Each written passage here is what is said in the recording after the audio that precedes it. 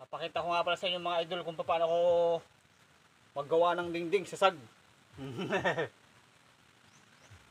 Sa mga marurunong na, hindi ako itatawanan. Sa mga hindi naman alam, ay di dagdag kaalaman. Yeah. Dito sa bukid, yan na rin lang ang dingding. Yan na rin, oh. Tagay mo lang yan, oh. Pak! Pak! Pak! Sa iba, ginagamitan ito ng kahoy.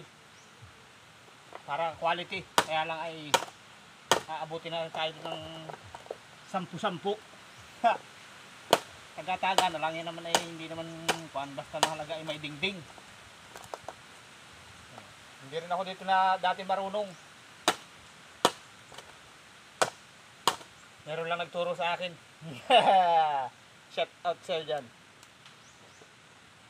Kaya ito yung aking natutunan ay nakita ko lang.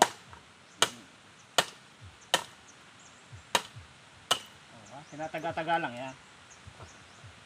Pag napasama, di kasama yung paa. Kaya dito ka pipisto pala, oh. Dito pala, oh. Mali ang position. Dito, oh. Tatapos na rin. Kaya kung nga binidyo ay papakita ko yung pagpatapos na.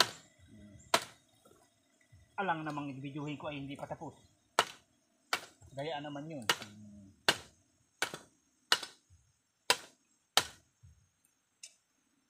Natutunan ko lang din na rin doon sa kwan.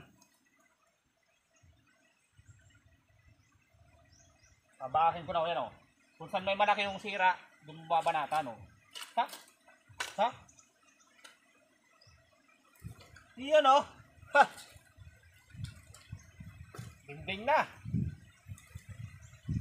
Yan ang kisig na. Yan lang. Kailangan ay lahat ay ating alam na trabaho. Hindi pwedeng isa lang ang ating talent. Wolo. Hindi pwedeng pagtatanim lang. Kailangan ay lahat ay ating alam para tayo kahit isabak saan ay marami tayong alam na gawa. So, yan, oh, tatagkalin yung butod. So, ha?